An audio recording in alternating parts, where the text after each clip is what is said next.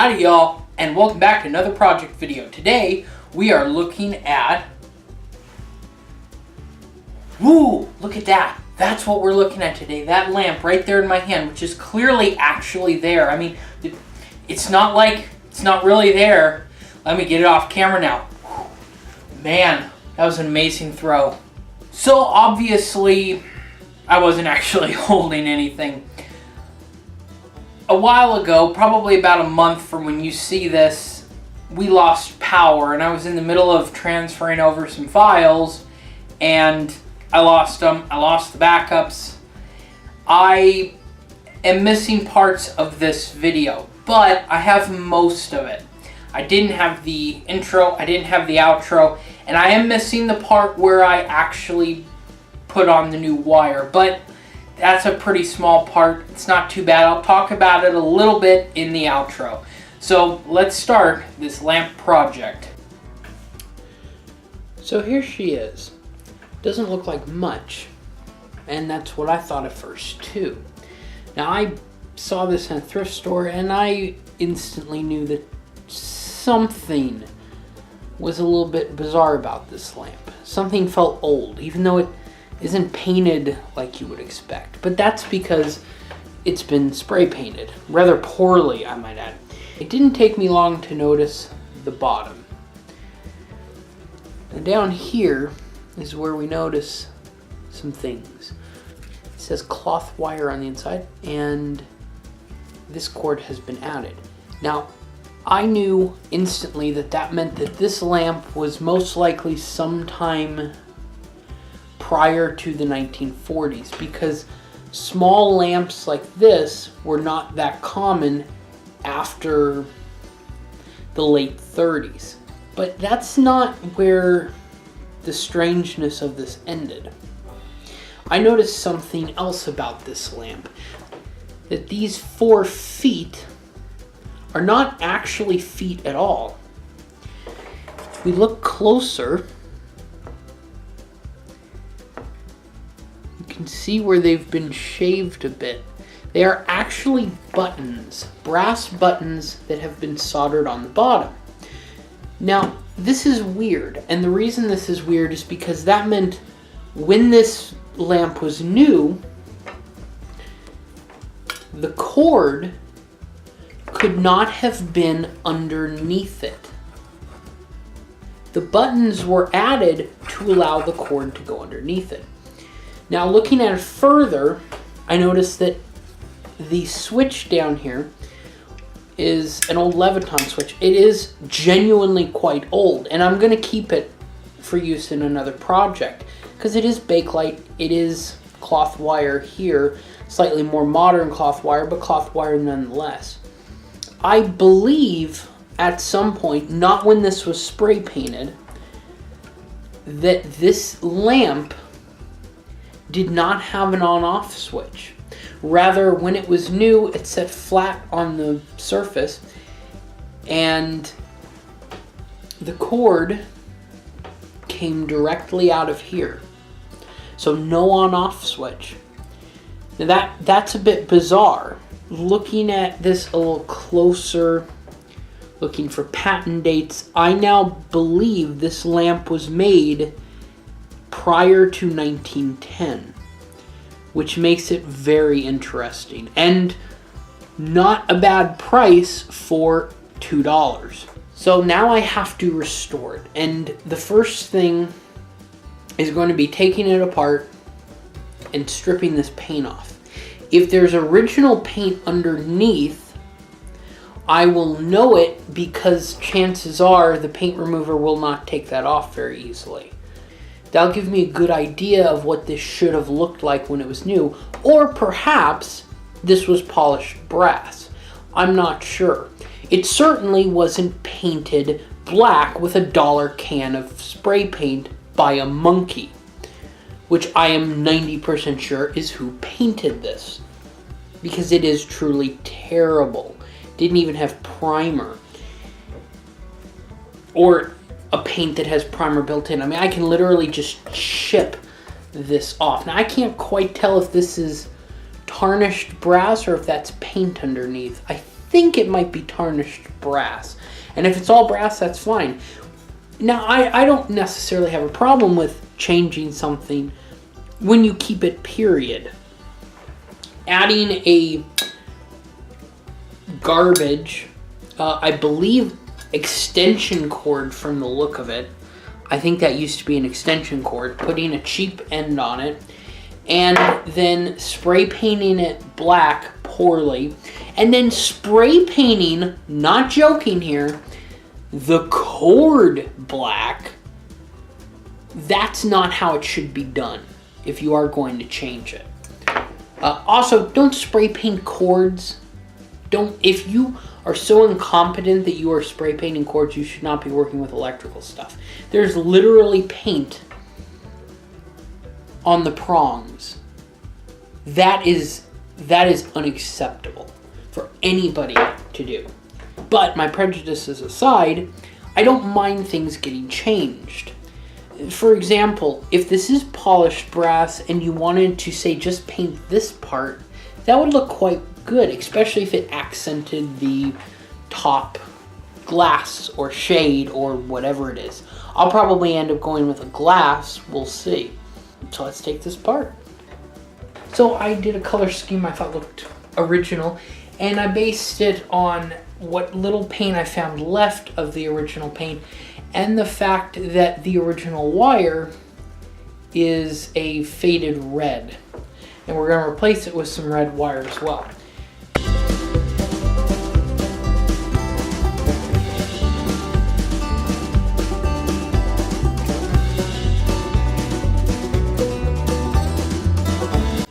Now, for the top shade, I got this.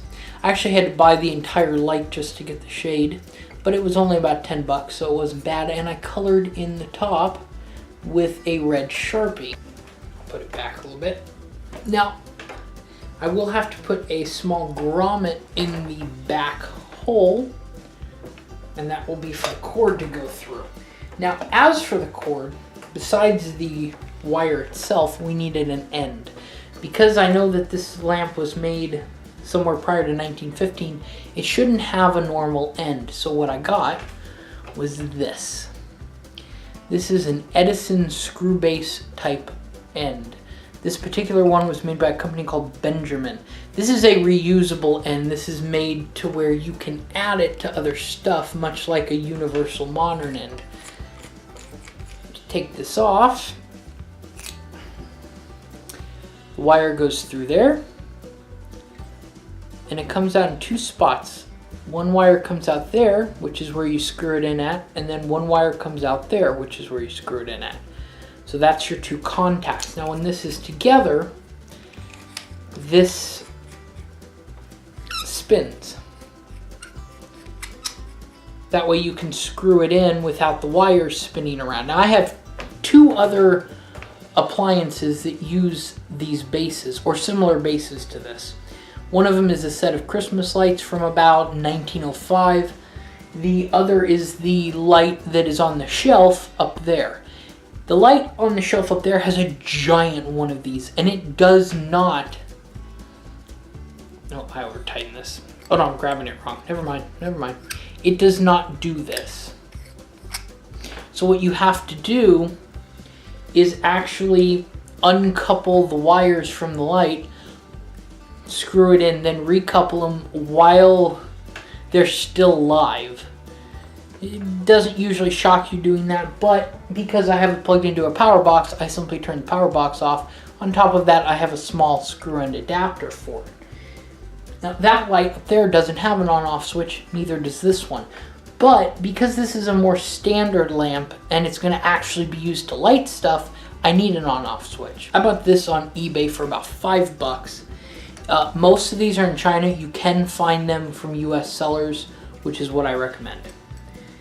This will just basically go in here. And I'll probably paint this dark brown, and on the back you have your standard plug. Now I will say these are kind of weird because they do this. I'm not sure why they do that, but they do. and it gives you an on-off switch. So this actually solves the problem of this lamp being very outdated. It gives you a modern end, and it gives you an on-off switch. Not bad. Then there's the question of the light bulb. That was a big one, and I looked for quite a while before I settled on this. This is a replica 1890s Edison style bulb. Now, this is smaller than the normal ones. This is for a candelabra, and so is the base. And that means that this fits in here very well. It's period appropriate, and it's going to look quite good. It's also a very low wattage bulb, which is what I want in this. Unfortunately, that does not fit into this. So, along with this, I got this. These actually came together as one for some reason. This is an adapter. An adapter is a thing that makes one thing work in another. Okay, you probably know what an adapter is. Point is, this will allow me to simply screw that in. And when I add the wires, this will go in here like that. And, oh, I am an idiot. And it'll basically come up like that. It's kind of interesting because it kind of looks like a flower bulb coming out of there now. I actually really like it. So now the only thing left is to add the cord. And here she is. Completely done from top to the bottom, ready to use. In fact, she is going to go right in my bedroom. Don't know I should be referring to her as she if I'm talking about her going into my bedroom, but the point is, everything is done. Here's the red wire that I put on. I know you guys didn't get to see that part in anything, but, and I will say this was filmed originally quite a long time ago, so the way I filmed it was a little bit different than I've done some of the more recent projects. I like the other ways better, but I had this one done already. I didn't think I was ever going to get this one up because I lost so much of it, but I was able to recover some of the files. So, do have the end completely on, and you can kind of see where the wire comes through that hole and then screws on. I will admit, this was not easy to do. Trying to make sure one wire gets through this hole and then one through the other that you can't see right now was absolutely difficult. But still, I think she came out really, really beautifully. And you can see the top there. And I think it looks really cool. It really does look like a flower bud or something. I do like the way this came out as well, the Sharpie. I will say you cannot use cleaners on this. I will clarify that. I knew that going in. I probably should have mentioned it before. If you want to do something like this on glass, it's only water. Nothing else to clean it. Unfortunately, it does have, and I don't, yeah, it should be coming through. Yes, it is. It does have a crack. I don't know why that happened. It didn't get dropped. It's never had any real heat. This bulb is, well, I'm going to tell you how cool it gets. Stays, I should say. But you just put it around on the back. It's no big deal. This still looks just gorgeous. The red up here, it makes it match so well. I did think about maybe doing the red on this stuff too, but I thought that might be a bit much. And it's a bit much if you ever have to touch it up or anything. I think this was a better idea. I love the way this looks. Absolutely love it. And I made sure, you know, nice little details in the paint. Red down here. And this entire base, if you can see, is actually red on the inside. And this is red on the inside as well. It was a little bit more work to do it that way, but I think it looks absolutely beautiful. And you can see the cleaned up socket, just fantastic. It came out really well. So while it's bad that I lost footage and had to go through a lot of work just to make this video again, I did learn some stuff. I believe this lamp was made around 1906 or 1907 by a company called Priatus. I think they were a branch of Fairies Manufacturing. Now, Fairies was famous for making a lot of lights. Their stuff's actually pretty valuable too. I am lucky enough to have one of their first, if not their first model of workbench light. I believe Fairies is also the one that invented the sort of bendy neck type lights. I might be wrong about that. Maybe they just popularized them, but it was a huge part of them. So I do have a better idea of who made this, where it was made, when it was made. It sort of fits in with what I found. I found a lamp almost identical to this, made by that company. So I highly suspect that that's who made it. Now the story goes a little bit weirder here. A lot of their products went through one store or one retailer in particular that went out of business in 1909. In the 1930s, during the Depression, they sold off the warehouse that all the stuff had been stored in.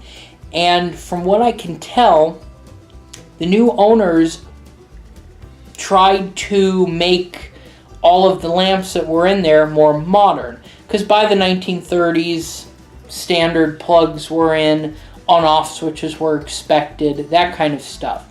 Some of their other lamps that sold through them and lights also had the same, almost identical buttons soldered onto the bottom to do this exact thing that this one did. So it sort of supports my theory as to when this was made, who made it, why it is the way it was, not the way it is now, but that's pretty much just a little history for it, which is really cool. I will have to add, the plug that I bought to put this in broke literally the first time I used it. The adapter is working fine. I have no problems with that. I since have just bought this adapter. I've got a few of these, but I just wanted one for itself. So let's plug her in so you can see what she looks like. And there we go. Isn't it magnificent? No, it's obviously not on. I haven't bought anything else to turn it on and off. I do have a couple of the switches that go directly onto a power plug to do that. I've actually been using this in my bedroom, and I've just left the cord behind the wall where I can't even get to it. Quite frankly, this bulb stays so cool that all I do is that. I just tighten and loosen it when I want it on and off. Maybe that was even the original intention. I do know I have quite a few antique bulbs going back to the 1800s. All of them work, I might add. And quite a few of the replica bulbs as well throughout the house. I will say they do not get as hot as modern bulbs do.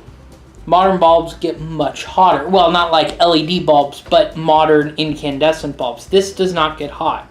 It doesn't matter how long. In fact, I'm gonna leave right now for 20 minutes. It's probably almost 100 degrees in this room as it is because there's no air conditioning.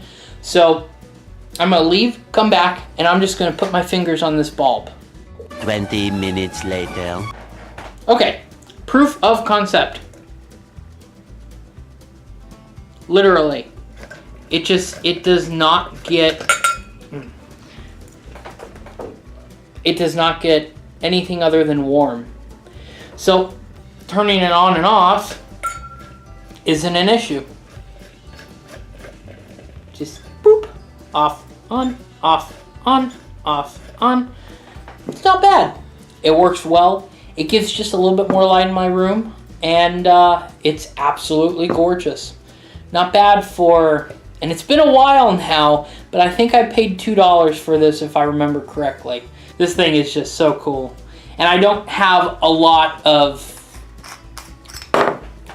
these. So to have another appliance that actually has one of these is just great. That's it for this time. Happy trails, and remember, you light up my life.